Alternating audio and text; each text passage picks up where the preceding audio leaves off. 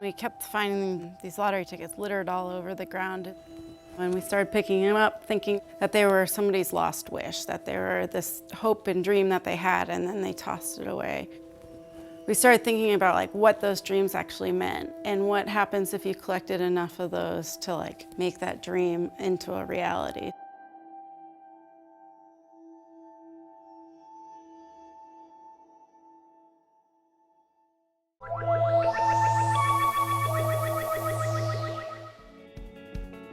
Wasaik's about 2 hours outside of the city. We're the last stop on the Harlem line. And the Wasaik project has a residency program, and we're sculpture fellows here. That's part of our deal as being sculpture fellows. We run the wood shop, and then we can use whatever we have. And here we use the space. A lot of the tools are about half tools are ours and half tools are theirs. We had just gotten married, and we were living in the studio together, and working side by side, and we kept finding the lottery tickets.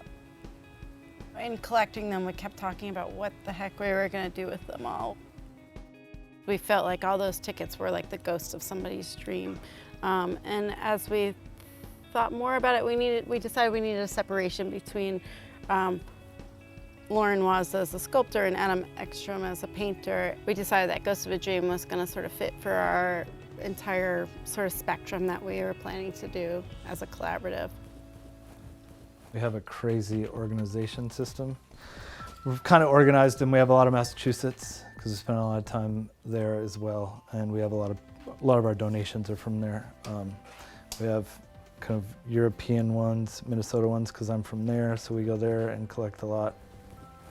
On the cards that we're really interested in, the different way people scratch them too, and we will go through each card and then separate them even further by people who just do the little scratch, or people who do a straight line, or people who do the whole thing, and that also sort of helps our patterning. While we were collecting those, it was kind of over the course of 2008. Lauren was teaching at RISD sometimes, and she got offered this class called Artist Opportunities, where they ask you to come in and build a large-scale project, and you get 10 students to help you build that project, and you kind of teach them your skills. They learn how to build a big project. Well, Lauren asked if I would join her and we could do the class collaboratively, and we've been talking about making something and researching and thinking we wanted to make the first thing people buy is a car. So we were trying to think of what the most ridiculous car people would buy, and then we decided to make the Hummer H3. That was the first project I feel like we really latched onto and connected together as a collaborative.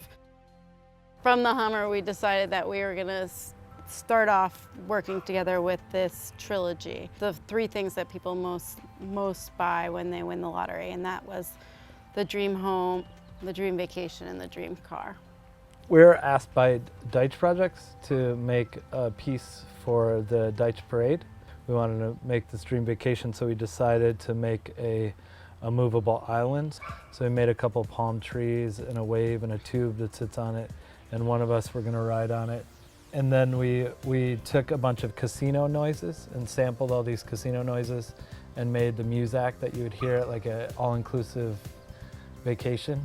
So it kind of sounded like this horrible techno, background music that came out of a speaker hanging off one of the palm trees. After that, we decided to build the dream home.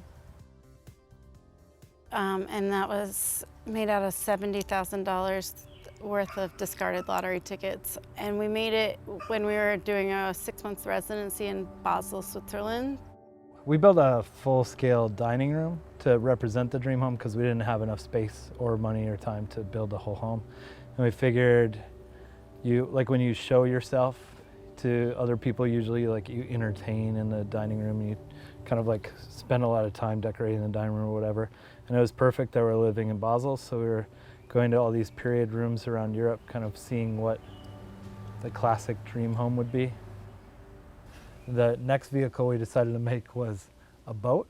And the reason was we were going to Miami and we wanted to do a project during Art Miami. So we made this little remote control boat, and we made it really glitzy, and we decided to drop it in at parties and in the ocean during Art Miami.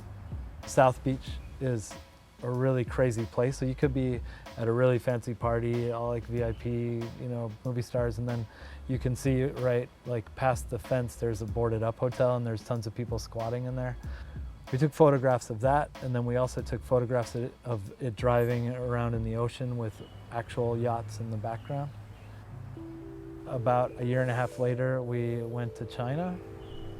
When we first got to Beijing, we were noticing how many Lamborghinis were in our neighborhood. It was pretty crazy because we didn't equate this amount of wealth to everyday Chinese society. So when we were researching, we found in China when people won the lottery, they would buy a new car. And so we decided to make the Lamborghini. One, we were seeing them tons. And then two, we found out after doing some research that just that year, China had surpassed Italy as being the second top buyer of Lamborghinis. Second to the US. This car is made out of Chinese and American scratch-off tickets. When we made the Hummer, we went to the Hummer dealership and we rolled out papers, like butcher paper, and did rubbings and measured it all, but we didn't have the opportunity to do that because we really wanted to make a Countach, partially because I had a Countach poster as a kid. Since we were doing a Countach, we had to do it by like specs from the Lamborghini site and like Lamborghini lovers and stuff, so we just kind of built it via the specs.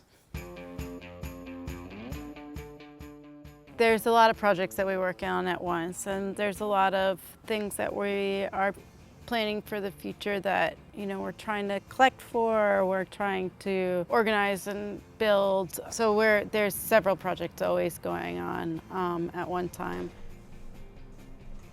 The text work started off because Adam and I were sort of handing papers back and forth to each other, and we thought about the text as sort of like a mantra, where we were writing one word over and over and over again, and then when you step back from it, it would read like a different word. They relate directly to the collages because the way we amass the words to make a whole other thing, I think it operates in the same way the collages operate. From a distance, you might read desire, and then as you get close, you start to read resent and regret. We're in Dumbo, Brooklyn, at the Macmillan Studios. We have a year-long residency here. We're doing almost all our work here. In the past year or so, we've been collecting the lottery tickets a little less and all these other materials more. We do a lot of collecting on Craigslist for books. We got 1,100 romance novels, and this woman was selling it. It was her mother, just passed away. So we took these 1,100 books and made a 8-foot by 12-foot collage, so it was pretty much a portrait of this woman. Around the same time, we got a donation from somebody who gave us a bunch of baseball cards. This piece is called Land of the Free, Home of the Braves, and it's all the Indians, Reds, and Braves baseball cards. So we researched where, like, the patterns in Ohio and in Atlanta of Native Americans who used to live there, put that together and made this collage. The business cards from Nevada are kind of our most recent work. So we went on a trip and collected all these prostitutes' business cards. This piece at the end is called For Queens. The outer edge is all made out of Hera's playing cards, and then the inner part is for ladies of the night. I feel like a lot of our work is about seduction, and then there's a slight repulsion when you see what it's made out of. I think we both solidly feel like this is a full career for both of us together. And Ghost of a Dream has pretty much taken over our artist practice. We're really focused on what we make as a collaborative team.